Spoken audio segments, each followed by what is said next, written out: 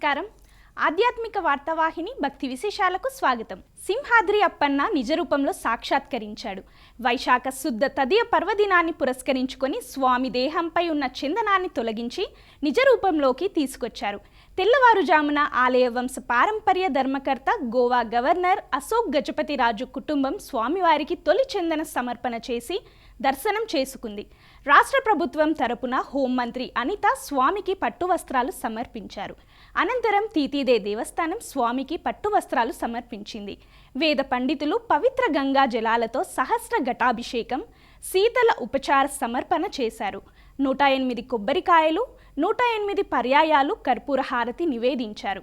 తదుపరి తొలి విడతగా 3 మనుగుల చందనం సమర్పించారు. తెల్లవారుజామున 3 గంటల నుంచే వేలాదిగా భక్తులు తరలి రావడంతో ఆలయ ప్రాంగణం కిటకిటలాడింది. స్వామివారి నిజ రూపాన్ని భక్తులు తిలకించి పరవశించారు. పూరిలోని శ్రీపీఠంలో రోజువారీ పరమ పవిత్రంగా జరిగే పూజలతో పాటు చందన యాత్రలు ప్రారంభమయ్యాయి. శ్రీకృష్ణుని రూపమైన జగన్నాథుడిని సోదరి సుభద్ర, సోదరుడు బలభద్రులతో కలిపి రోజువారీ జరిగే పూజలకు భక్తులు వేలాదిగా తరలి వస్తుంటారు. పురుషోత్తమ క్షేత్రం, భూవైకుంఠంగా పిలిచే ఈ శ్రీపీఠం వెలుపల చందన యాత్ర వేడుకల్లో భాగంగా నరేంద్ర పుష్కరిణిలో నంద, భద్రపడవల్లో 21 రోజుల పాటు జలక్రీడలు నిర్వహిస్తున్నారు. మరో 21 రోజుల పాటు ఆలయం లోపల జగన్నాథ, బలభద్ర, సుభద్రలకు చందన లేపనం చేయనున్నారు సేవాయత్లు. ఈ సందర్భంగా ప్రతిరోజు శ్రీక్షేత్రాన్ని ప్రత్యేకంగా అలంకరిస్తుంటారు.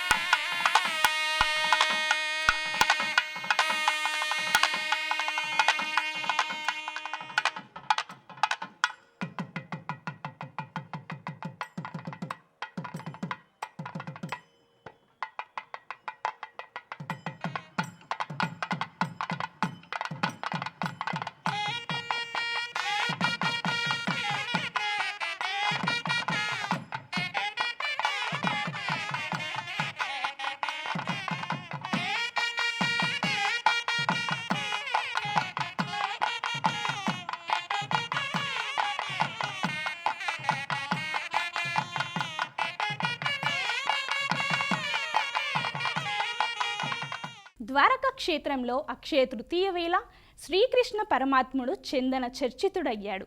స్వామివారు నిండుగా గంధాన్ని అలంకరించుకొని దర్శనమిచ్చాడు. ద్వారకలో ఏడాదికి ఒక్కరోజు మాత్రమే మూలమూర్తిని గంధంతో అలంకరిస్తారు. స్వామివారి దివ్యమంగళ రూపాన్ని దర్శించేందుకు భక్తులు పోటెత్తారు. చందన కృష్ణుణ్ణి దర్శించి తరించారు.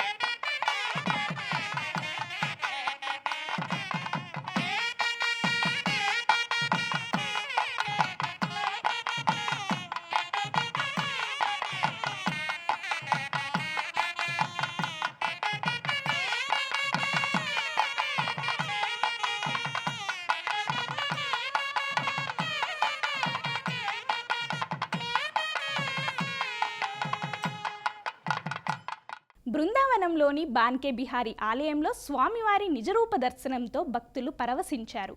అక్షయ తృతీయ సందర్భంగా ఆలయ అర్చకులు స్వామివారికి విశేష పూజలు, మంగళహారతులు సమర్పించారు. ఏడాదికోమారు మాత్రమే ఈ ఆలయంలో నిజరూప దర్శనం లభిస్తుంది. స్వామివారు వేణువు లేకుండా కనిపించడం మరో విశేషం. అష్టాదశ శక్తిపీఠాల్లో ఒకటైన మహారాష్ట్ర కొల్హాపూర్లోని శ్రీ మహాలక్ష్మి ఆలయంలో ప్రత్యేక పూజలు జరిగాయి. అక్షయ తృతీయ సందర్భంగా అమ్మవారికి విశేష అభిషేకాలు, అలంకారాలు చేశారు. భారీగా తరలివచ్చిన భక్తులు అమ్మవారిని దర్శించుకున్నారు. విజయవాడ ఇంద్రకీలాద్రిలోని శ్రీ దుర్గా మల్లేశ్వర స్వామివార్ల దేవస్థానంలో అక్షయ తృతీయ వేడుకలు ఘనంగా జరిగాయి. ఈ సందర్భంగా పండితులు వేద మంత్రోచ్చారణల నడుమ శ్రీ మహాలక్ష్మి యాగం నిర్వహించారు. లోక కళ్యాణార్థం నిర్వహించిన ఈ ఘట్టాన్ని అనేక మంది భక్తులు తిలకించారు. వరంగల్ శ్రీ భద్రకాళి దేవస్థానంలో భద్రకాళి, భద్రేశ్వరుల కళ్యాణ బ్రహ్మోత్సవాలు ఘనంగా జరుగుతున్నాయి.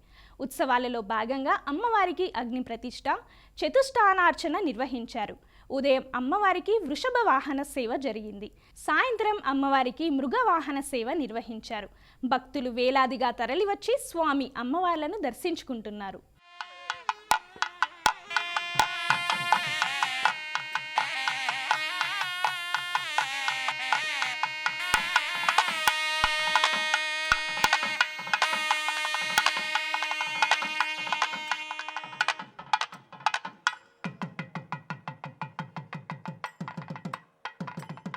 మంత్రాలయం శ్రీ రాఘవేంద్ర స్వామి ఆలయంలో స్వామివారికి గంధలేపనోత్సవం జరిగింది. అక్షయ తృతీయ సందర్భంగా గురు రాఘవేంద్ర స్వామి మూల బృందావనానికి విశేష పూజలు, అభిషేకం, అర్చన, హారతులు సమర్పించారు. పీఠాధిపతి శ్రీ సుబుధేంద్ర తీర్థ స్వామీజీ ఆధ్వర్యంలో గంధలేపనోత్సవం నిర్వహించారు. భక్తులు విశేష సంఖ్యలో తరలివచ్చి స్వామివారిని దర్శించుకున్నారు. అక్షయ తృతీయ సందర్భంగా హైదరాబాద్ బర్కత్పురాలోని శ్రీ రాఘవేంద్ర స్వామి మఠంలో స్వామివారికి గంధలేపనోత్సవం నిర్వహించారు. ఈ సందర్భంగా శ్రీ గురు రాఘవేంద్ర స్వామికి అభిషేకం, అర్చన, హారతులు సమర్పించారు. హైదరాబాద్ కాచిగూడలోని శ్రీ రాఘవేంద్ర స్వామి మఠంలో విశేష అభిషేకాలు జరిగాయి. అక్షయ తృతీయ సందర్భంగా శ్రీ రాఘవేంద్ర స్వామిని చందనంతో అభిషేకించారు. అనంతరం సుందరంగా అలంకరించారు. భక్తులు విశేష సంఖ్యలో తరలివచ్చారు. హైదరాబాద్ నల్లకుంటలోని శృంగేరి శంకర మఠంలో అక్షయ తృతీయ వేడుకలు ఘనంగా జరిగాయి. ఈ సందర్భంగా శ్రీ శారదామాతను పసుపుతో అలంకరించారు. అమ్మవారి హరిద్రా దర్శనంతో భక్తులు పరవశించారు. హైదరాబాద్ బీహెచ్ఈఎల్ టౌన్షిప్లోని శ్రీ అభిషేక లక్ష్మీ నరసింహస్వామివారి దేవస్థానంలో అక్షయ తృతీయ వేడుకలు ఘనంగా జరిగాయి. వేడుకల్లో భాగంగా స్వామివారిని విశేష ఫలరసాలతో అభిషేకించారు. అనంతరం స్వామివారికి చందనోత్సవం నిర్వహించారు. కడప జిల్లా రాజంపేటలోని శ్రీ బసవేశ్వర స్వామి మఠంలో శ్రీ ఉమామహేశ్వరుల కళ్యాణ మహోత్సవం ఘనంగా జరిగింది. అక్షయ తృతీయ, శ్రీ బసవ జయంతి సందర్భంగా వివిధ రకాల పుష్పాలు, పట్టు వస్త్రాలు, స్వర్ణాభరణాలతో స్వామివార్లను సుందరంగా అలంకరించారు. వేద మంత్రోచ్చారణల నడుమ నిర్వహించిన మాంగళ్య ధారణ ఘట్టం నేత్రపర్వమయ్యింది. కళ్యాణోత్సవాన్ని తిలకించిన భక్తులు పులకితులయ్యారు.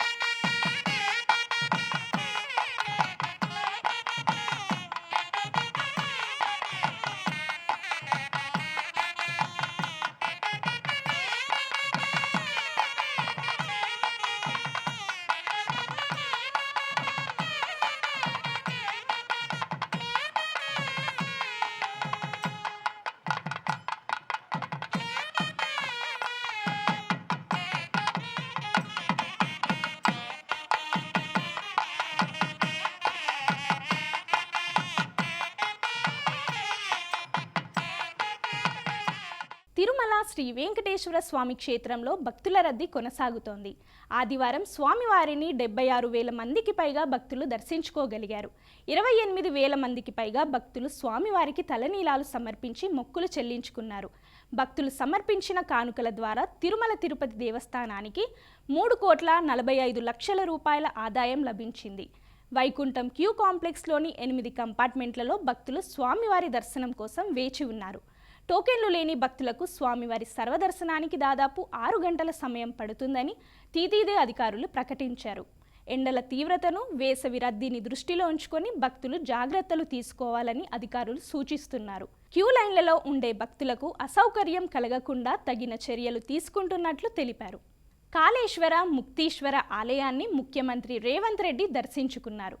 ఆలయానికి చేరుకున్న ముఖ్యమంత్రికి అధికారులు పూర్ణ కుంభ స్వాగతం పలికారు. అనంతరం కాళేశ్వర ముక్తీశ్వర స్వామివార్లకు ప్రత్యేక పూజలు నిర్వహించారు.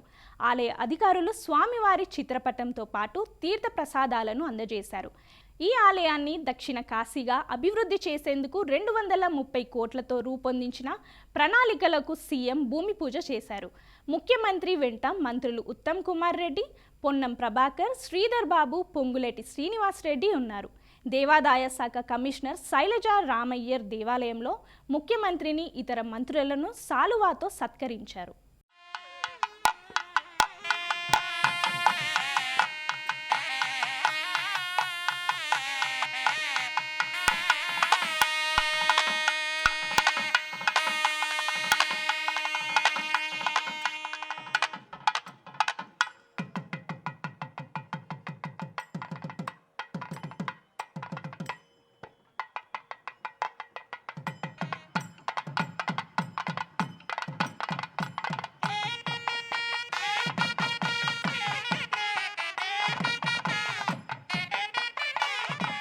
వేములవాడలోని శ్రీ రాజరాజేశ్వర స్వామి దేవస్థానంలో శంకర జయంతి మహోత్సవాలు ఘనంగా జరుగుతున్నాయి. ఉత్సవాల్లో భాగంగా 3వ రోజు ప్రత్యేక పూజలు, పారాయణాలు నిర్వహించారు. మూలమూర్తులైన లక్ష్మీ గణపతి స్వామివారికి అథర్వ శీర్ష పఠనంతో అభిషేకాలు, శ్రీ రాజరాజేశ్వర స్వామివారికి మహాన్యాసపూర్వక ఏకాదశ రుద్రాభిషేకం, రాజరాజేశ్వరి దేవి అమ్మవారికి ప్రత్యేక పూజలు చేశారు. ప్రతినిత్యం ఉపనిషత్ భాష్య పారాయణం, వేద పారాయణం కొనసాగుతున్నాయి. వేములవాడ శ్రీ రాజరాజేశ్వర స్వామి అనుబంధ భీమన్న ఆలయానికి భక్తులు పోటెత్తారు. భక్తులు భారీగా తరలి రావడంతో క్యూ లైన్లు రద్దీగా కనిపించాయి. భక్తులు భీమన్నకు తలనీలాలు సమర్పించుకొని పవిత్ర స్నానాలు ఆచరించారు. వరుసల్లో 3 గంటల పాటు నిరీక్షించి కోడె మొక్కులు చెల్లించుకున్నారు. క్యూ లైన్ల ద్వారా ఆలయంలోకి చేరుకున్న భక్తులు స్వామివారిని దర్శించుకున్నారు. రద్దీ నేపథ్యంలో స్వామివారి దర్శనానికి 3 గంటలు పట్టింది.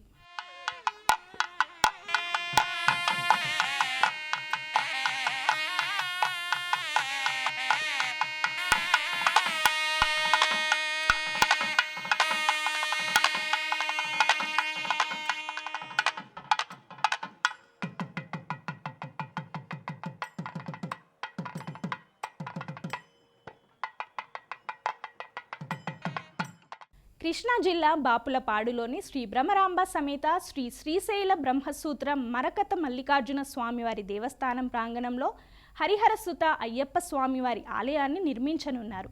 ఇందులో భాగంగా స్వామివారి పంచలోహ విగ్రహాలు, శ్రీ విఘ్నేశ్వర సుబ్రహ్మణ్య స్వామి, మాలికాపురి అమ్మవారు, నాగబంధాలు, ద్వారపాలకులు, బలిపీఠాలకు అష్టోత్తర కలశాభిషేకం నిర్వహించారు. ఆలయ కమిటీ చైర్మన్ గుడపాటి రత్నశేఖర్ ఆధ్వర్యంలో జరిగిన ఈ కార్యక్రమంలో అనేక మంది భక్తులు పాల్గొన్నారు. విగ్రహ ప్రతిష్టాపనోత్సవాలు ఈ నెల 29వ తేదీ వరకు కొనసాగుతాయి. ఎన్టీఆర్ జిల్లా నందిగామ నెహ్రూనగర్లోని శ్రీదేవి భూదేవి సమేత శ్రీ వెంకటేశ్వర స్వామివారి ఆలయంలో బ్రహ్మోత్సవాలు ఘనంగా జరుగుతున్నాయి. ఉత్సవాల్లో భాగంగా స్వామి అమ్మవార్లకు ప్రత్యేక పూజలు చేశారు. అనంతరం సుందరంగా అలంకరించిన పల్లకీలో కొలువుదీర్చి గ్రామోత్సవం నిర్వహించారు. భక్తులు స్వామివార్లను దర్శించుకున్నారు. కామారెడ్డి పట్టణం పురాతన కోడూరులోని హనుమాన్ ఆలయంలో సామూహిక హనుమాన్ చాలీసా పారాయణం ఘనంగా జరిగింది. లోక కళ్యాణం కోసం 1000 మంది భక్తులు 101 పర్యాయాలు హనుమాన్ చాలీసాను పఠించారు. 6 గంటల పాటు పారాయణ పర్వం కొనసాగింది. వేద పండితులు గంగవరం ఆంజనేయ శర్మ ఆధ్వర్యంలో జరిగిన ఈ కార్యక్రమంతో ఆలయ పరిసరాల్లో ఆధ్యాత్మిక శోభ వెల్లి విరిసింది.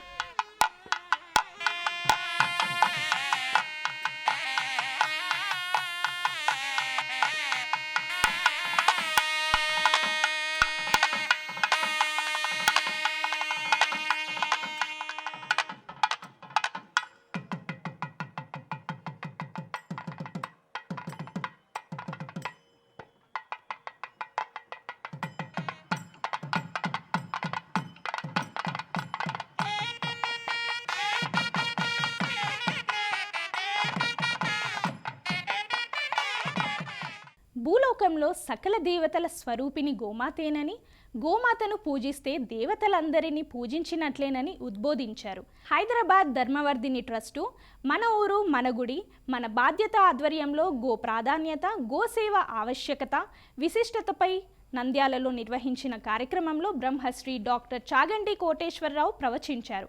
కార్యక్రమంలో భాగంగా తొలుత గోమాతలను పూజించారు.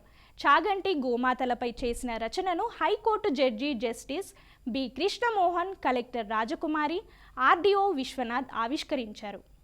గోవుకొక్కదానికి పూజ చేస్తే సమస్త దేవతలకు పూజ చేసినట్టే.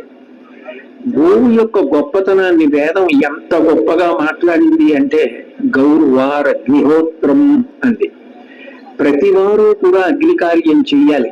నిజానికి వైద్యనాథ దీక్షితీయం ప్రకారం అయితే వీరు వారు అని నియమం లేదు, అందరూ అగ్ని కార్యం చెయ్యాలి. అసలు నిజానికి సనాతన ధర్మంలో ప్రతి వ్యక్తికి పుట్టుక నుంచి శరీరం పడిపోయే వరకు అగ్నితో సంబంధం. అటువంటి అగ్ని ఆరాధన చెయ్యలేకపోతే దానికి ప్రత్యామ్నాయం అత్యంత తేలికైన మార్గం ఏది అంటే గో పూజ, గోవుకి గ్రాసం పెట్టడం. ఇవి ఈనాటి భక్తి విశేషాలు. తదుపరి ఆధ్యాత్మిక వార్తావాహిని భక్తి విశేషాలు మళ్ళీ కలుద్దాం. అంతవరకు సెలవు. నమస్కారం.